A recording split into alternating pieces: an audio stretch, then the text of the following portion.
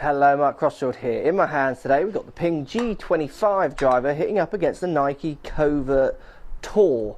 So these are two drivers which are quite different in their makeup, head size and what have you, but lots of people are asking me to compare because I speak quite highly of both of them. So we've got our friend GC2 on the floor here. We've got some real numbers with real balls as well with you today. So let's compare the two numbers on these clubs and talk a little bit about which one might help you play some better golf. Let's get stuck in.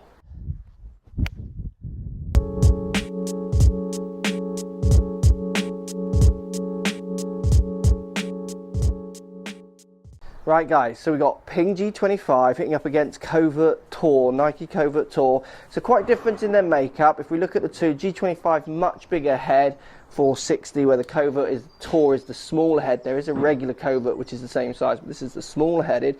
You obviously get the cavity back kind of design marketing around on VRS Tour with a big hole in the back. You get changeability on both, only half a degree away from standard. So I've got an 8.5 here, spec'd up to the 9 degrees. It moves half a degree from the marked on Loft on the G25, where the Covert goes anywhere from 8.5 all the way up to 12.5, as well as left and right. So much more adjustability in Covert Tour, but as Ping have said for many years, if you're getting these clubs fitted properly, you don't need that amount of adjustment. You can adjust, fine-tune your adjustment as you're fitting the process down by half a degree. So both of them have reasons for their different adjustments. Putting them down by the ball, one's you've got the dark head, one's you've got the red head with the big Nike swoosh in the bottom, and you've also got very different head sizes. Ping not only big, it looks huge compared to Covert Tour, absolutely huge when you put them down together next to each other. So I'm going to give them a hit to start, just to talk a little bit about feelings, and then I've actually hit some shots with some real balls using our friend the GC2 here, and I'll show you some actual real numbers with some real balls as well to give you an idea of how these two clubs perform. So let's hit a few with the G25 Ping to start. Very kind of user-friendly head, putting it down by the ball, stretch back, big head. You know, this is a club which is really going to help people who want as much club head down by the ball as possible. Here we go, let's give it a wallop. It's a good loud sound off the face. It's a lovely fight. I've got this in a extra stiff for me in this one, and I've got it set up a 9 as I say, but the flight on the G25 is good, it's true, and obviously you can buy whatever loft suits your game to get the right flight for you. Let's give it another hit.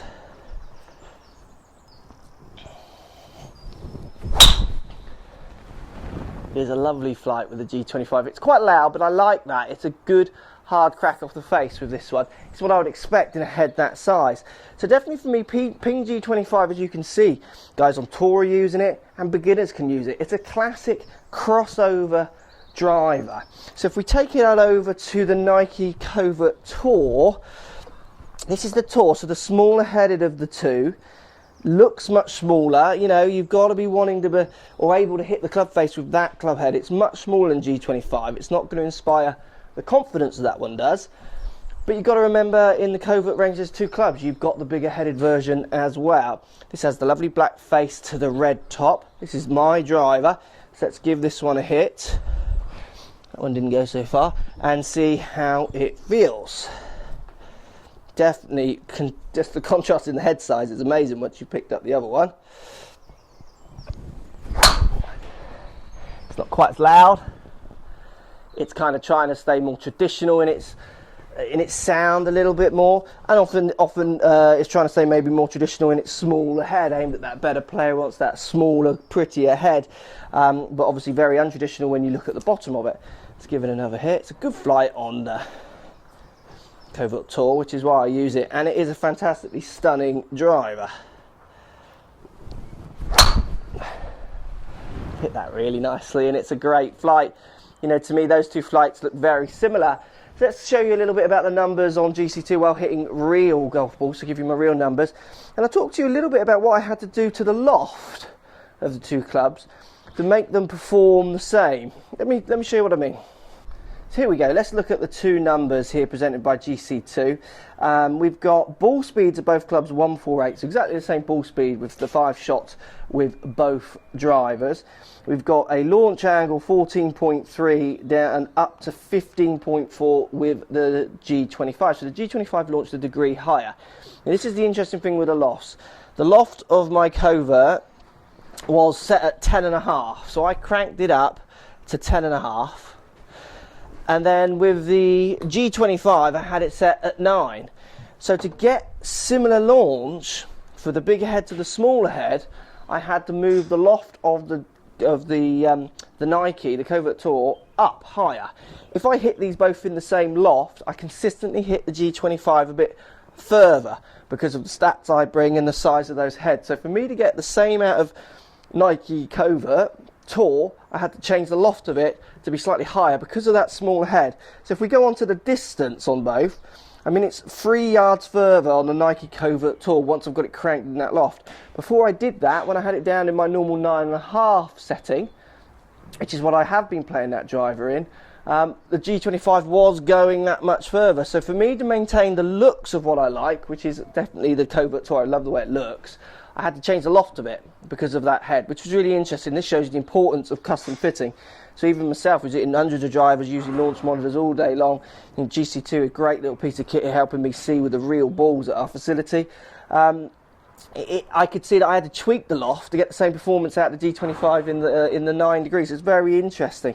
Spin rates on both, slightly less spin on the Nike Covert Tour as well. You'd maybe the slightly smaller head. Strike's got to play an option here as well. So 2253, so 2,253 revs with the Covert Tour, where 2592 with the G25. Very interesting numbers. What's the most interesting thing for me there, and I think that you guys need to take away, both of these drivers very contrasting in the way they look, which will make you feel very different down by the ball. One might inspire more confidence than another. One might be a little bit friendlier across the whole face with the bigger head, so G25 arguably, definitely, which is why it crosses over, like I said earlier, so many handicap ranges. The Covert Tour is definitely for the better player. But for me to get the same performance out of both, because of the different head sizes, I had to change the loft of them. If I kept the loft the same on both of them, G25 beat the Covert Tour every time when it was set at 9, and equally if I could get a G25 set up at higher loft, I think it would lose distance as well. Do you see what I mean? So the launch is built around that loft and that head size, which is why it's so important you guys are going and getting fitted on proper launch monitors like these ones and getting the best numbers you can out of the equipment you're using. Thanks for watching, guys. Post comments down below. Love to know what you got to say. For me, I love the Covert Tour, I love the look. I'm going to stay with that one. Both of those drivers I could use really easily, but even I've learnt something from today with how to get the most out of my driver compared to another one on the market. Thanks for watching, and speak to you all soon. Love to hear what you got to say. So if you like what's going on here, don't be afraid to subscribe to the channel. Also thumbs up the video, post comments. Love to hear what you guys got to say. Let's keep it social. The more we talk, the more we share, the easier this game will get for everybody. So if you want to find me on Facebook here, you can find me on Facebook. If you want to tweet me, find me on Twitter here as well. Just follow the links, all in the description. Come and join the show. Get active, get involved, get playing some better golf. Thanks for watching.